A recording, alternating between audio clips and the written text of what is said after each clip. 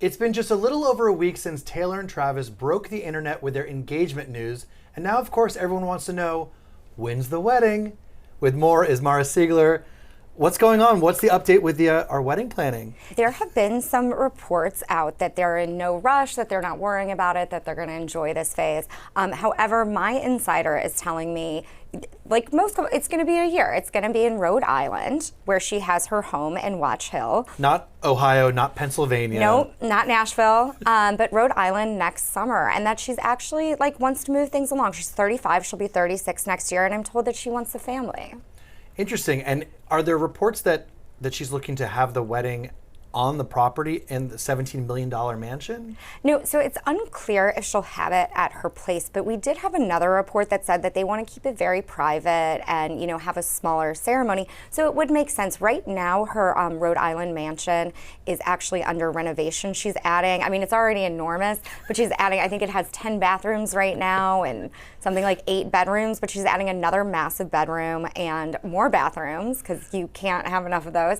And also they're renovating the kitchen. So by next year, though, this should all be updated and new, and she could probably fit however many friends and family she wants in there. And hopefully no porta potties at the Taylor Swift wedding. Oh, never. On the property. They'd have the very nice ones. But, it would be a great thing for, I think, sometimes with some of these weddings, Bezos, there were the big protests. Nobody wanted him there. With some of these things, people don't like it because it attracts so much attention. Not the case for the Ocean State.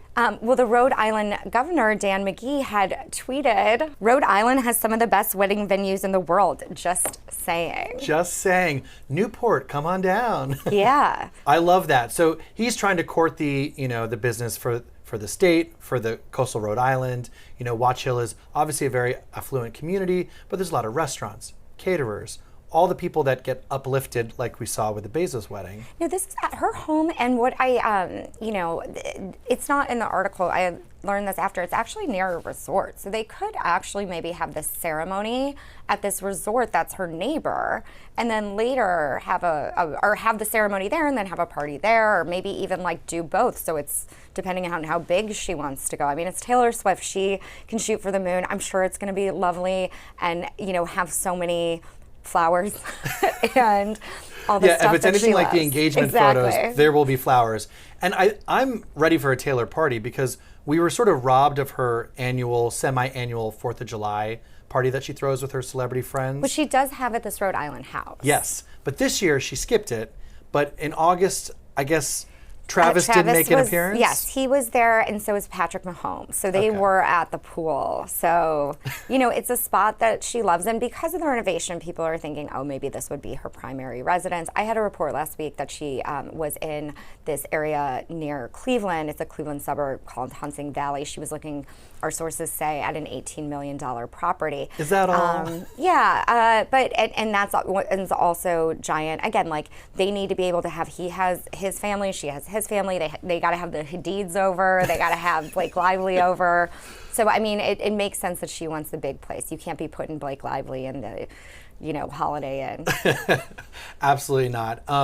And this idea that it's going to be a low-key or a casual wedding, that's a surprise to me because she is, the biggest pop star in the world. What does that mean for a celebrity, low-key? I do think that she likes things cozy, though, right? Mm-hmm. She loves, we saw with the engagement ring, she loves the vintage flair. She loves keeping it casual, yes. in the stands, rooting for him. She's not always glammed out. Yeah, I would not consider Taylor Swift to be an ostentatious celebrity at all. Would you?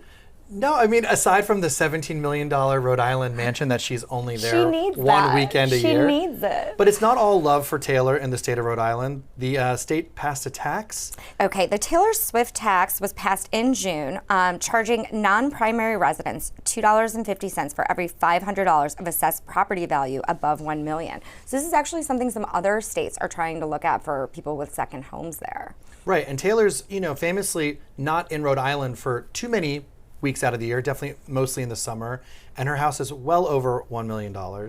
Yes. So she's paying the taxes, and maybe it's time for her to cash in on that and have a nice Rhode Island wedding. I mean, she loves this house. So it was actually mentioned in a song of hers off of Folklore in the 2020 album. Yes, it's called The Last Great American Dynasty, and the lyrics are about the mansion's former owner, this socialite called Rebecca Harkness, who I guess wed the Standard Oil heir William Hale Harkness in 1947 and was sort of a scandalous, controversial figure who would fill the pool with champagne. So maybe Taylor will fill her pool with champagne. Yes, we need a Great Gatsby wedding. We need to have a Gilded Age moment, for next summer, hopefully. I could see that for her. That would be amazing. That's great. Well, thanks so much, Mara. And of course, for all your Taylor and Travis news, keep it right here on page6.com.